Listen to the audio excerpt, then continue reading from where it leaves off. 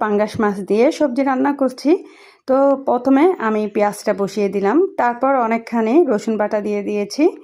এরপর রসুন বাটাটা আর পেঁয়াজটা অনেকক্ষণ ভাজা ভাজা করে নিচ্ছি। এক পাশের চুলায় পাঙ্গাস মাছ ভাজি করছি। তো একসাথে আমি দুইটা রান্না করে নিচ্ছি। তারপর এখানে আমি পরিমাণ মতো 2 চামচের মতো দিয়ে দিয়েছি মাছের মশলাটা, হাফ চামচের মতো হলুদ গুঁড়া, স্বাদ মতো লবণ আর 2 চামচ মরিচের গুঁড়া দিয়ে ভালোভাবে মশলাটা কষিয়ে নিয়েছি। সামান্য পানি দিয়ে এখন মশলাটা আমি কষাবো। কিছুক্ষণ পর্যন্ত কষানো হয়ে আসলে, তেলটা উপরের দিকে উঠে আসলে, এরপর আমি কয়েকটা কাঁচামরিচ ফালি করে দিয়ে দিয়েছি। তারপর পাঙ্গাস মাছের লেজ আর পেটিগুলো দিয়েছি যেন বেশি তেল তেল হয়।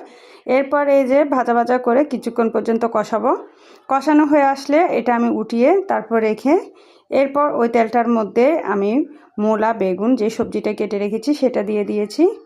দিয়ে নাড়াচাড়া করে কিছুক্ষণ পর্যন্ত সবজিটা কষিয়ে নিব। একটু সামান্য হালকা পানি দিয়ে দিচ্ছি, নিচের দিকে অনেকটা লেগে গিয়েছিল, তো পানি দিয়ে ঢাকনাটা দিয়ে বেশ কিছুক্ষণ কষিয়ে নিয়েছি।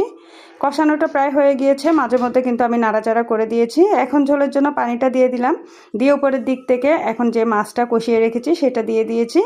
দিয়ে ঢাকনাটা দিয়ে আরও কিছুক্ষণ পর্যন্ত রান্না করে নিলাম। এই যে এটা হয়ে গিয়েছে, ধনিয়া পাতা কুচি দিয়ে গরম গরম পরিবেশন।